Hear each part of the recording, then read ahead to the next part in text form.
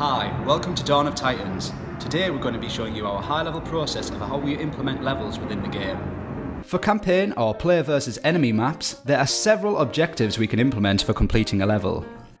These objectives include defeating an army, defeating a specific target, reaching a final location, fighting for a point of interest on the map, or protecting an area of land for a specific amount of time. When we start designing a level, it all begins with the simplest of parts, pen and paper. The pen and paper method is the quickest and simplest way to test out map layouts, objectives and possible pitfalls for the level. We'll quickly sketch down ideas before taking them into development. The image shown is a quick mock-up of a level layout with just the environment in place. The next stage is adding in enemies and deciding on their positioning, and how they will affect the battle. The enemies in formation will affect the units and strategy taken by the player when entering the battle. The final stage of pen and paper development is deciding which enemies shall spawn from the start and which will spawn in depending on specific objectives or mechanics within the level itself. When a pen and paper design has been approved, the next stage is taking these ideas and creating the actual level. We design our levels within a level editor. As a designer, our main objective is to lay out the units, titans, outline of environment, and understand how we want players to play the level.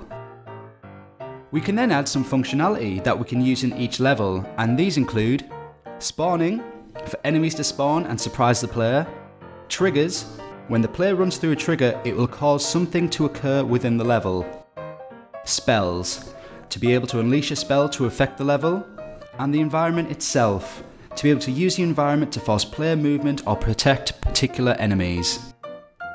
For this level, we will use spawning, triggers, and the environment.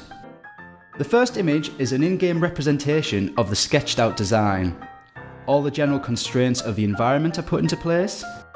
For this specific level, the environment has been designed to create 3 separate routes to reach the main force of enemy units.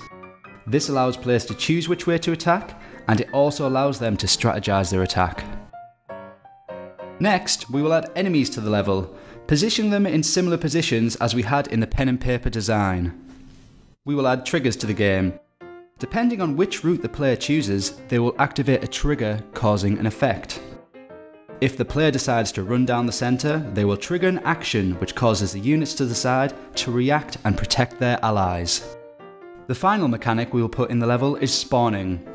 In this case, after all current units on the screen are killed, we will spawn enemies at the back, along with the enemy titan. Spawning enemies in the game allows us to surprise the player and make them rethink their strategy and formation. All levels in the game require code to perform different functions by the designer. Sadly, I cannot show you real example code, but every level uses code to work effectively. Finally, when all design and code has been finalised, we have multiple members of the team who play the level to see how they approach it and complete it. We will then iterate through multiple changes to refine the level and make it the best possible. Once we are happy with the gameplay, we pass the level over to one of our talented artists. The artist will then follow the guidelines of the level and add in scenery to make it look amazing. I hope this brief look in level design gives an insight in how we implement levels in Dawn of Titans. Thank you for watching and see you on the battlefield. For more information and videos, check out our YouTube channel and live stream every week. Follow the link below.